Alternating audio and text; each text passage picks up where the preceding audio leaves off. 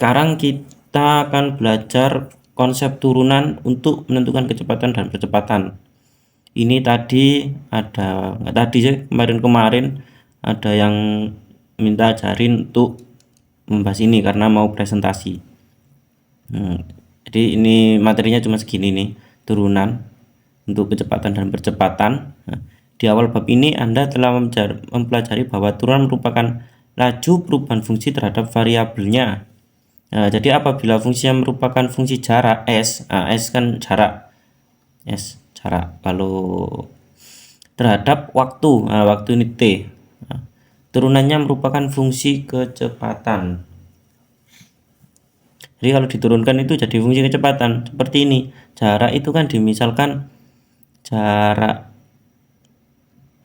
jarak itu kan S T.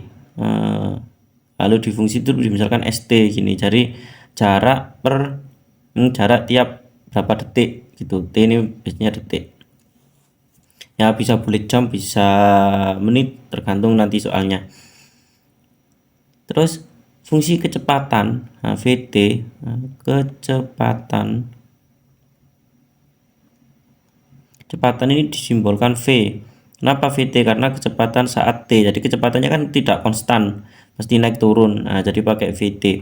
VT ini ds per dt, ds per dt. Jadi S ini diturunkan terhadap T. Tahu biasanya ditulis juga S aksen T, gini kadang pakai aksen atas. Ini menandakan bahwa turunan dari T gitu. Nah, ini kecepatan ini misalkan seperti ini, limit. Ini ya. Ini kalau pakai limit seperti ini, delta T, saya zoom dulu.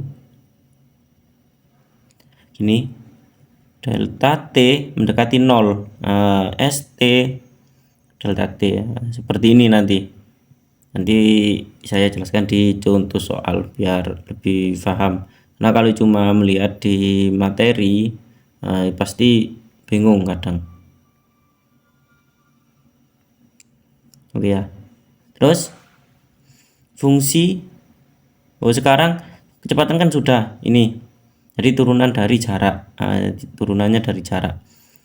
Secara sama dengan menentukan turunan fungsi kecepatan terhadap waktu, jadi fungsi kecepatan diturunkan terhadap waktu, akan diperoleh fungsi percepatan yang merupakan perubahan kecepatan terhadap waktu. Oke ya.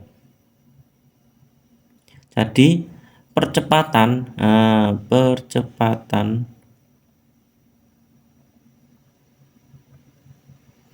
ini dimisalkan A, berarti AT gini, itu adalah kan diperoleh fungsi percepatan yang merupakan perubahan kecepatan terhadap waktu. Berarti perubahan kecepatan terhadap waktu, berarti VT, bukan VT karena perubahan, jadi dV per dt, seperti ini, ini dV per dt, atau bisa disimbolkan dengan V aksen T,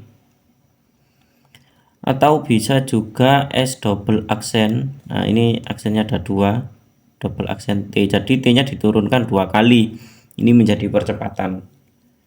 Bisa seperti ini juga. Nanti rumusnya untuk penurunannya pakai limit ini bisa, sama kayak yang atas, tinggal ngerubah S sama V nya saja. Oke. Jadi untuk turunan itu seperti ini.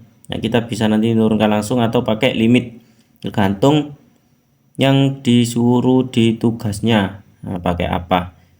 Oke. Untuk materinya sampai sini aja sepertinya sudah jelas ya.